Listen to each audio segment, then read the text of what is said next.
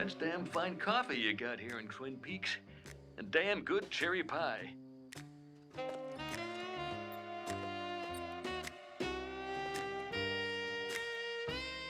Brilliant! I have absolutely no idea what's going on. Everything you know initially came from this. Harry, I have no idea where this will lead us, but I have a definite feeling it will be a place both wonderful and strange. Describing Twin Peaks, one of the most bizarre, messed up, out of nowhere, brilliant shows in all of existence, is a near impossible task. I cannot do it. I don't think anyone can except the man who invented it. Or man! David Lynch. You may have heard of him. You Exceptional fuckhead. man. And hey, this is an exceptional show. But why? What is it? Well, give me a few minutes, because soon I really want you to come away from this video with the urge to check out the big old granddaddy of all of the golden age of TV. Diane, 11:30 a.m., February 24th. Entering the town of Twin Peaks. Yep, that's right. This is basically the start of it all. The serialized format, especially in crime, which we're so obsessed with nowadays, came from Twin Peaks. The out of nowhere, wacko drug stuff that shows like Lost and Mr. Robot love to bask themselves in. Twin Peaks. The cringe, but absolutely investing why do I care about these random lovers plotlines you get like in every show? You better believe Twin Peaks did that. And to a T. I do not like these specific characters, but yet I cared so much about them. Why? Well, because the writers and directors knew what they were doing. Twin Peaks, summed up, is a crime drama about a Northwest girl loved by a whole town, murdered, and there are connections to a mysterious case big enough to bring in the FBI. But it's also a satirical look at 80s and 90s soap opera dramas, looking deeply into the mysterious lives of many of the Twin Peaks citizens. But it's also a twisted, nightmare fantasy world, exploring the inner evils of man, religion, including interpretations of heaven and hell. Dark spirits plotting the destruction of mankind, using humans as chess pieces in their never-ending games. It's so much in so little time, and blends them almost always to perfection. It's beautiful. I am the arm, and I sound like this.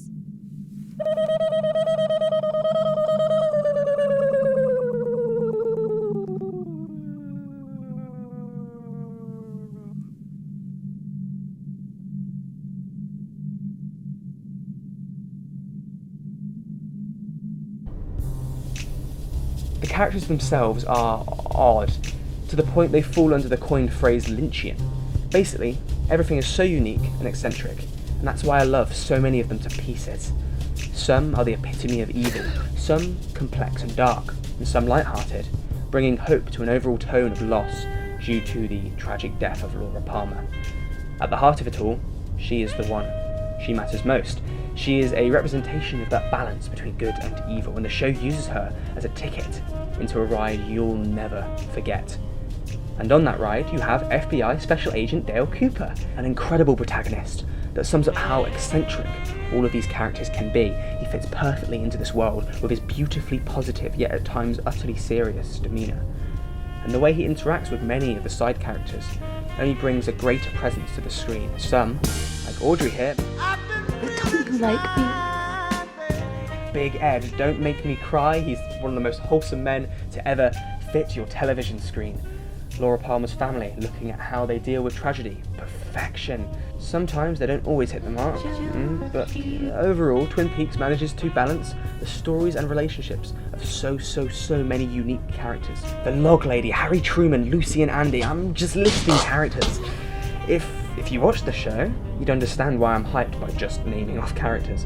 Okay, I've given you a little itty bitty snippet into the world of Twin Peaks, without actually spoiling basically anything aside from the tragedy of Laura Palmer, which happens in the first few minutes of the show. You're in blind. But how does the show work? Well, that's where it really gets interesting. Twin Peaks the pilot is where you should start. If you're going to watch anything, I'd be satisfied if you just watched this.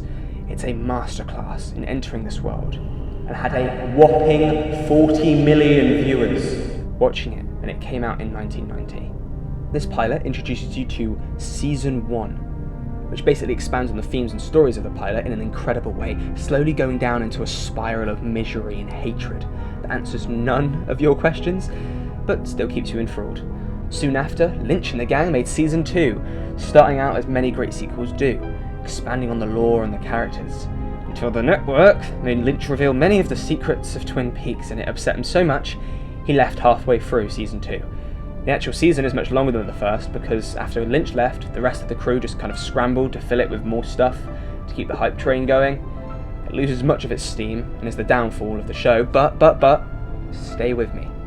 It's not all bad. Some of it's actually pretty cool, and it ends with one of the best episodes of any show I have ever seen, when Lynch returns for the finale of Season 2. I literally cannot say anything about it without spoiling, so just trust me on how mind-blowing it truly is. Then, that's the end of the original 1990 to 1991 run. It was over, drops in viewers meant the studio cancelled it, but Lynch kept going. Next, he made a film in 1992's Fire Walk with Me, and it is one of my favourite films of all time. It's a prequel exploring Laura Palmer and the dark, fucked up themes of her death in greater detail. And that is all I'm going to say about it. Watch that next.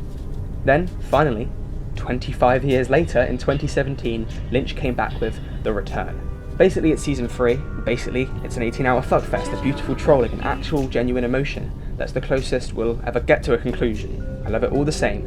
It manages to be a nostalgic exploration of the past, like some reboots are, whilst critiquing our entire concept of nostalgia at the same time, whilst also continuing the great characters, building off the themes of the series and film, and bringing another one of the greatest episodes of anything ever to my screen.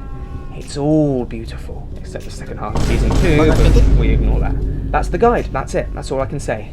If you don't also count the missing pieces, which you should also watch if you want the full 4 experience after watching Fire Walk with Me. It contains loads and loads of the essential deleted scenes from the film, and it's on YouTube, so easy money, you can watch that easily. To be honest, Twin Peaks isn't for everyone.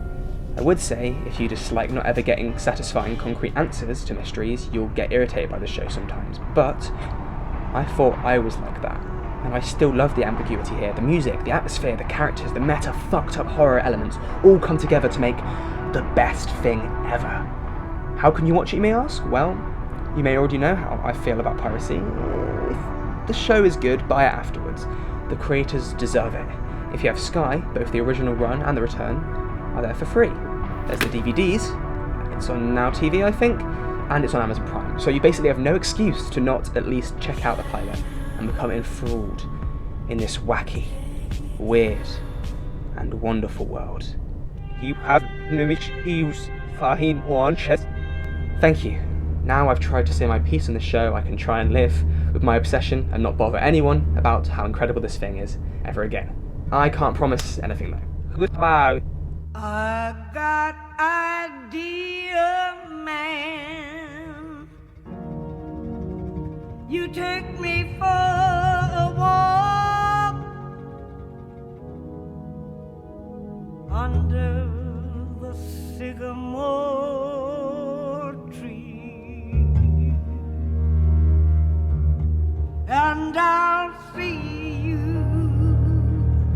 and you'll see me, and I'll see you in the branches that blow in the breeze. For a long time, you wouldn't feel anything. Then you'd burst into fire. Forever. In the trees. And the angels wouldn't help you. The sycamore. Because they've all gone away.